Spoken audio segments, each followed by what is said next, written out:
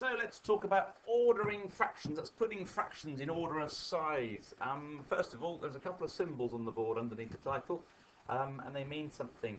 The top one means is less than, and the one below it means is greater than, and it's sometimes difficult to remember which way round they go.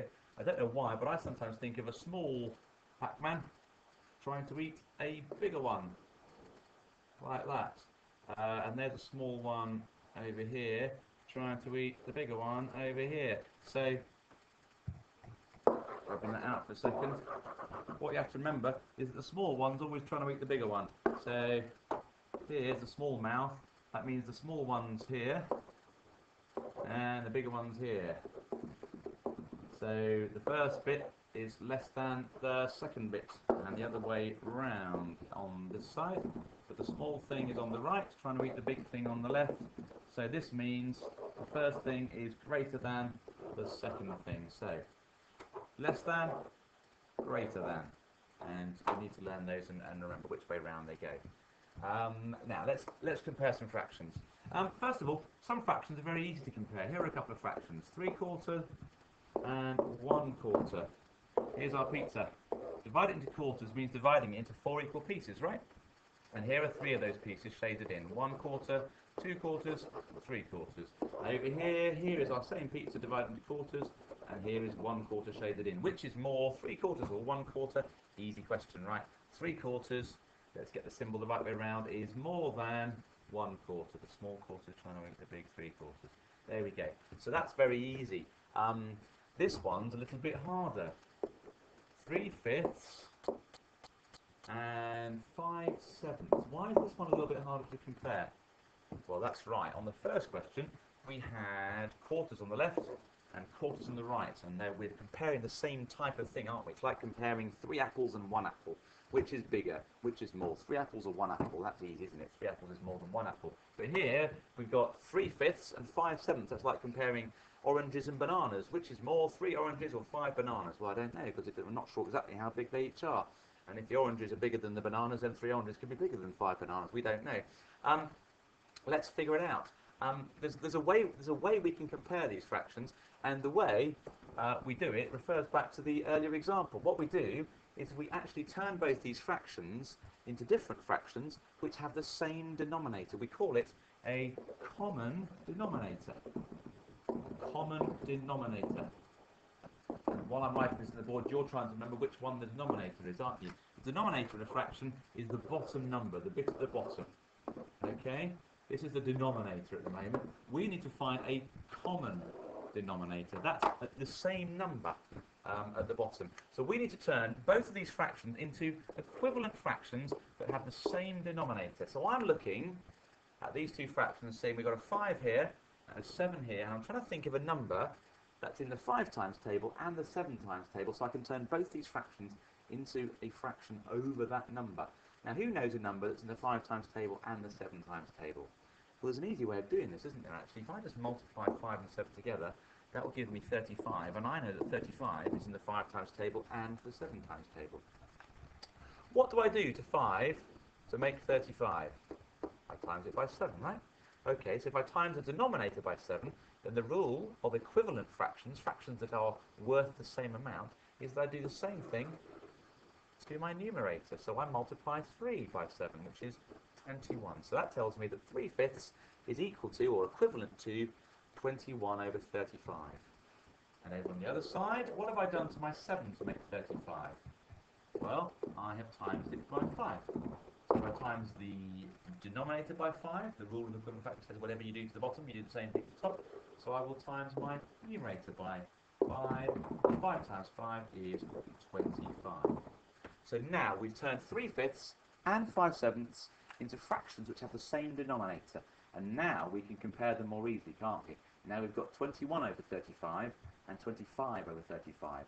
Which of those is bigger? Well, of course, it's the fraction on the right that's bigger than the one on the left, isn't it? So 3/5 is less than 5/7, isn't it? And let's get the symbol the right way around. The small one tries to beat the big one. There it is. 3/5 is less than 5/7. So that's how we put. That's something we can do to help us order fractions, help us put them in order. Is we can find a common denominator for them, and compare the fractions once they have the same denominator. Makes the comparison much easier. Let's do an example with 3 fractions in it, because the same thing holds true here. We've got 2/3 and 4/9, and let's have let's have 1/6. All right. Let's see if we can find a common denominator first of all. Let's do it for all 3. Can we think of a number that's in the 3, 9, and 6 times table? Well, one way you might do this is go through the 3 times table and say, is that in the 9 times table? Is that in the 9 times table? Is that in the 9 times table? In actual fact, when you've got 3 numbers like this, I might start doing that, but do it with the biggest number out of 3, which is the 9 here. Let's go through the 9 times table and say, are there the numbers, factors of that number? So, 9 obviously is in the 3 times table. Is 9 in the 6 times table? No. So what comes next to the 9 times table? 1 9 is 9, 2 9s are 18. Is 18 in the 3 times table? Yes, it is. 6 3s are 18. Is 18 in the 6 times table? Yes, it is. 3 6s make 18, don't they? So we can use 18 as our common denominator,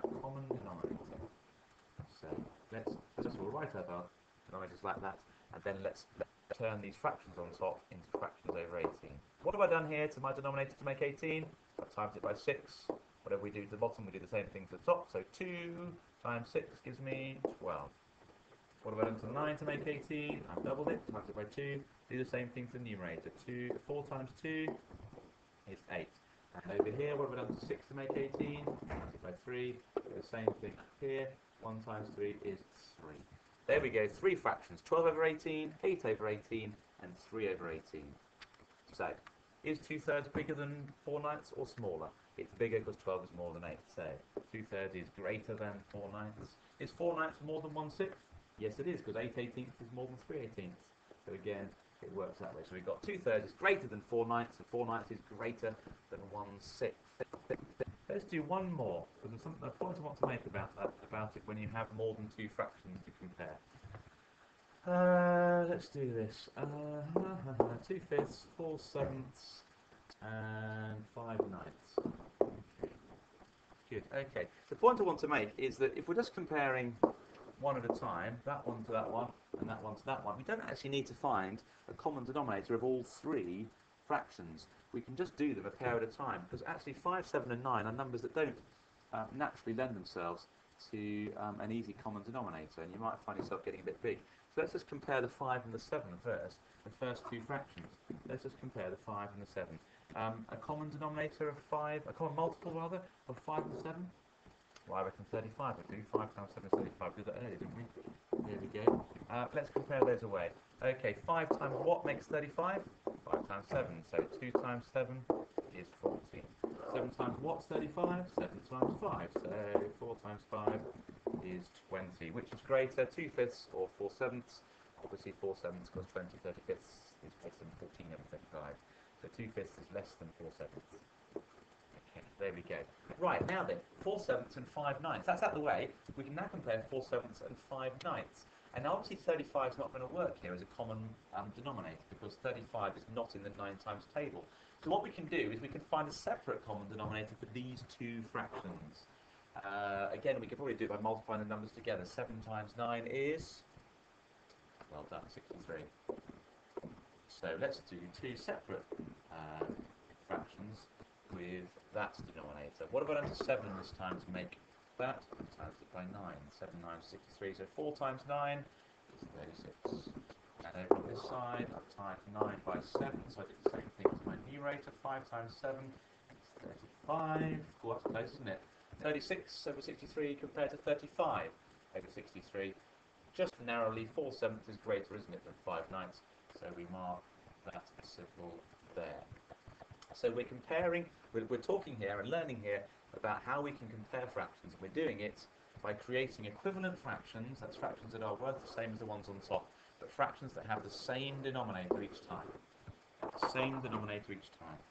If you're not sure about how to find equivalent fractions, that maybe is a subject for another day, but hopefully by watching this video, even if you didn't know before, you now understand how you can find equivalent fractions. But certainly, as long as you can find equivalent fractions, you can see how you can use that skill in order to put fractions in order and say which one is bigger out of 2 or more. There we go.